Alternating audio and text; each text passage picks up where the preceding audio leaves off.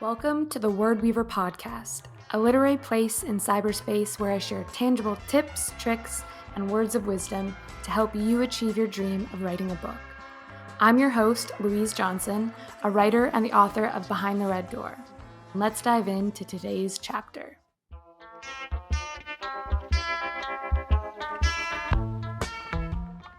Hello, and welcome back to the Word Weaver podcast. I hope you are having an amazing morning or evening whenever you're listening to this.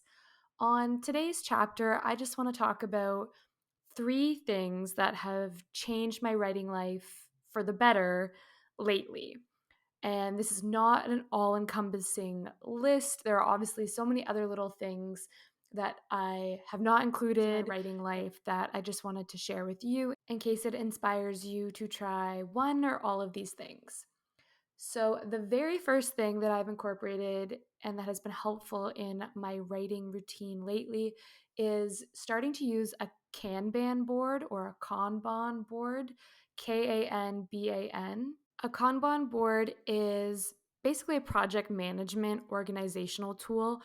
I'm sure there are computer programs you can find one digitally to use. I am very old school. I love pen and paper.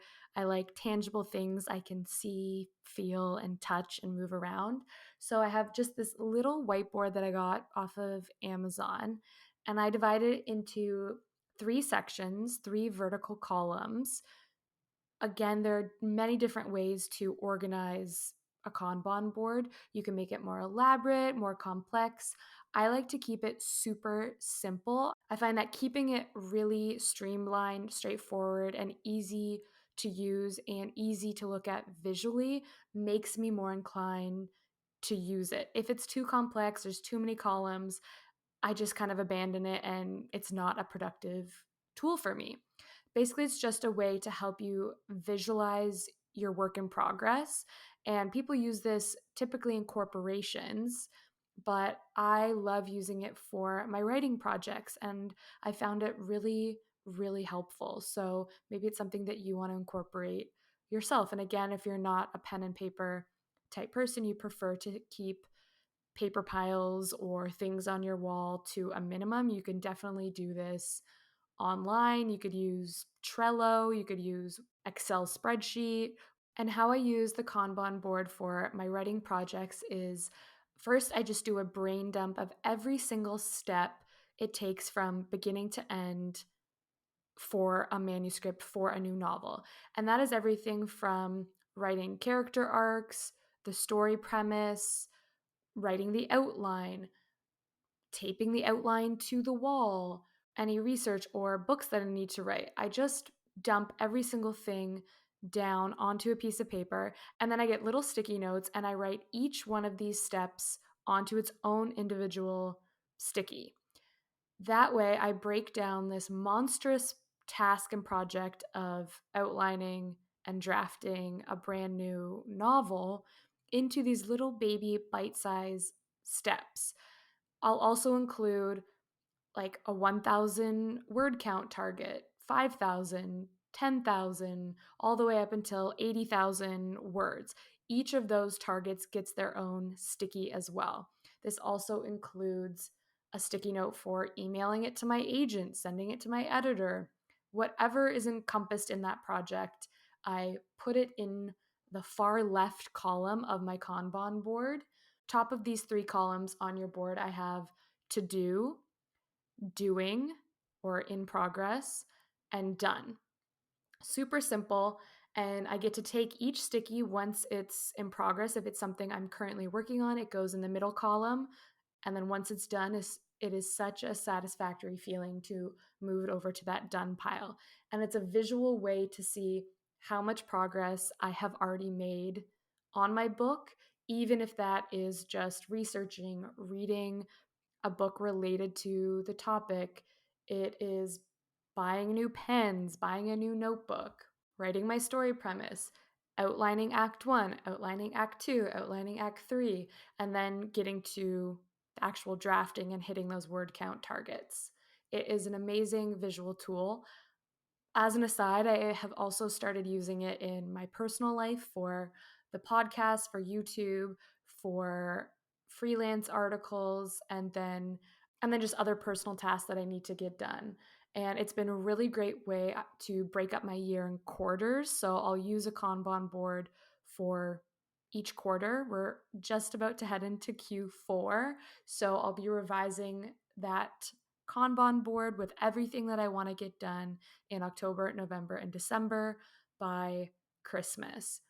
Again, really basic, but color coding all of your different tasks by category and seeing your writing project moving along in that way, what you've already done and what you still have to achieve, has been super helpful for me. The second thing that I have incorporated into my writing life that has been extremely beneficial has been not only setting daily word count goals, but also a weekly word count target. And of course, using stickers. So I also tape this up to my wall. Before, I would just take the number of words I wanted to write in a manuscript, roughly 80,000 words, and divide it by daily word count targets. And this has worked for me in the past. But I would find if I missed that daily word count target, I would get really down and hard on myself and would be frustrated, and it would kind of set me off, especially if that happened on a Monday, set me off on a bad pattern for the Tuesday. And I found that also setting a weekly word count target has made me feel a lot less anxious, a lot less guilty if maybe I fall short one day. Life comes at you pretty fast, a lot of things can crop up. It's not always feasible to hit that word count target. So basically, if I fall off, not all is lost. I know that I can make it up on subsequent days. Some days I have a burst of motivation and creativity, and I supersede that word count target. And I just feel like I'm making momentum, and it keeps me motivated to continue hitting not just a daily word count target, but that weekly target. And it's been really great to look back at the end of a month and see how much I've actually accomplished. And then the third thing that has changed my writing life that I have incorporated in the last year has been Scrivener. It is a computer software program. I'm not sponsored to tell you about this at all. I was very hesitant to get another computer software program. I'm an old school type person.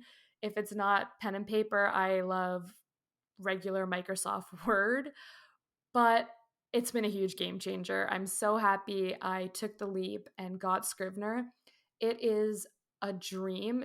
It is not intimidating. I think people also make it sound really intimidating, and I wasn't sure what the benefit would be for me, but organizing all of my research notes, all of my character profiles, brain dumps, all of my outlines for Act 1, Act 2, Act 3, my synopsis, in one place that is streamlined has been amazing. And you can always export your manuscript to Word after if you're sending it to an editor or your agent. But I have found just having each writing project within Scrivener to be immensely, immensely helpful. And I just love it. So, yeah, not sponsored, but I really enjoy it. There's a new one I've heard of lately called Plotter. I don't know if I'll take the plunge. I don't think I need two computer software programs for writing, but it is more in the preparation phase before you begin drafting. It helps you plot and outline your book. It's very visually appealing. You can do a free trial for that one, I think. So maybe I'll do that, but I don't know. I could see myself also just using it as a procrastination tool to just continue plotting and outlining instead of actually writing. But anyway, those are three things that have changed my writing life for the better lately. My Kanban board, setting not only a daily but also a weekly word count target, and of course using my stickers when I hit my goals. And then lastly, using Scrivener to outline, do all of my character profiles, and draft my manuscript. If there's anything that has changed your writing life lately, I would love to hear about it. I'm always looking for new things to keep this career fun and fresh and to keep me motivated.